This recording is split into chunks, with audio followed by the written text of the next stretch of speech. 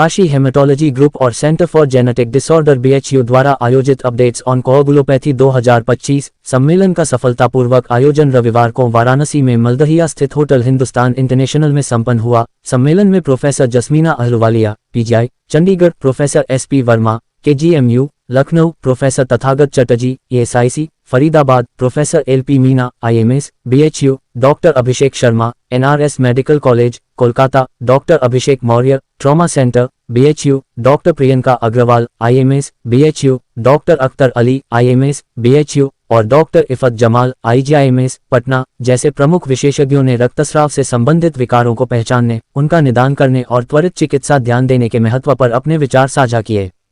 कार्यक्रम के दौरान यह भी स्पष्ट किया गया कि रक्तस्राव एक सामान्य समस्या हो सकती है, लेकिन यदि रक्तस्राव 15 मिनट से अधिक समय तक जारी रहता है तो यह एक गंभीर संकेत हो सकता है और इसे नजरअंदाज करना खतरनाक हो सकता है। सम्मेलन ने स्वास्थ्य सेवा प्रदाताओं के लिए एक मंच प्रदान किया जहां वे नवीनतम वैज्ञानिक शोध, चिकित्सा उन्नति और उपचार विधियों के बारे में जानकारी प्राप्त कर सकते थे। इसके साथ ही इस आयोजन ने वाराणसी को वैज्ञानिक अनुसंधान और स्वास्थ्य देखभाल में उत्कृष्टता के एक उभरते केंद्र के रूप में भी प्रस्तुत किया।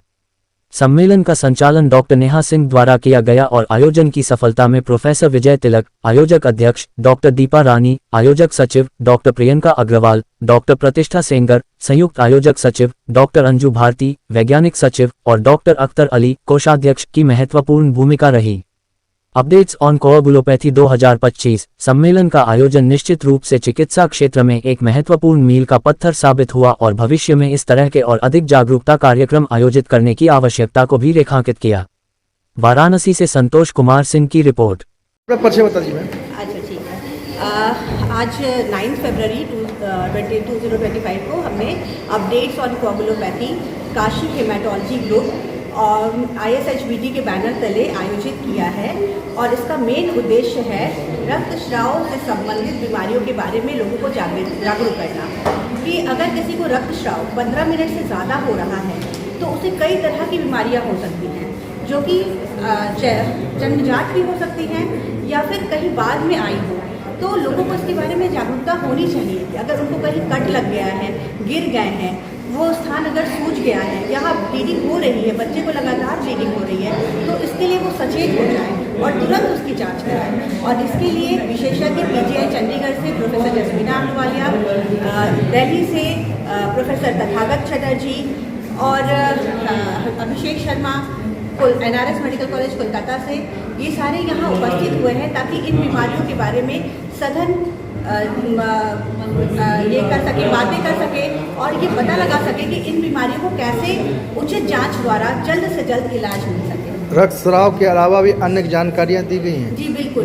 अभी ऐसा है, आज जो हमारा माहौल चल रहा है वो ये है कि कोई भी बीमारियों की जांच जो पहले हम लोग तकनीक इस्तेमाल करते थे वो काफ़ी लंबी होती थी जिसमें समय ज़्यादा लगता था, तो अब हम लोग वैसी तकनीक इस्तेमाल कर रहे हैं जिसमें कम समय में अधिक बीमारियों के बारे में पता चल जाता है।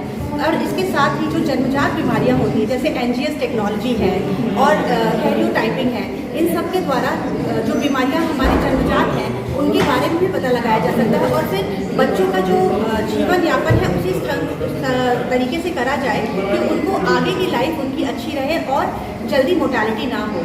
जैसे कि हीमोफीलिया अपने आप में एक बहुत गंभीर बीमारी है और जिसके बारे में माँ बाप को और साथ ही उनके बच्चों को बहुत ज़्यादा झेलना पड़ जाता है। इसीलिए वो प्रोफेसर SP वर्मा इसके बारे में बताएंगे हीमोफीलिया के बारे में और डॉक्टर प्रियंका अग्रवाल इसके बारे में चर्चा करेंगी कि बच्चों में हीमोफीलिया को कैसे मैनेज करना चाहिए। अपना परिचय बताइए सर।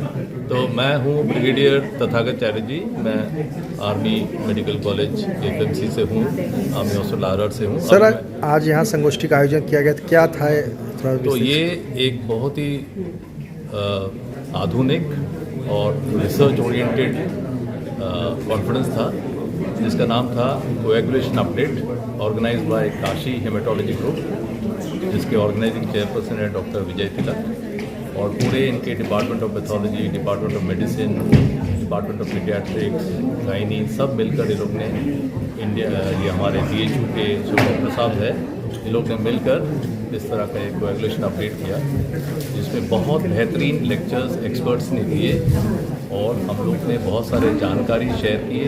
रिसेंट एडवांसेस जो हो रहे हैं कोएगुलेशन में, इसके ऊपर बहुत कुछ हम लोग ने जानकारी हम लोग एक दूसरे को दिए और इससे बहुत हमारे स्टूडेंट्स, हमारे यंग फैकल्टीज, हमारे यंग टीचर्स, हमारे यंग डॉक्टर्स बहुत बेनिफिट हुए हैं। धन्यवाद।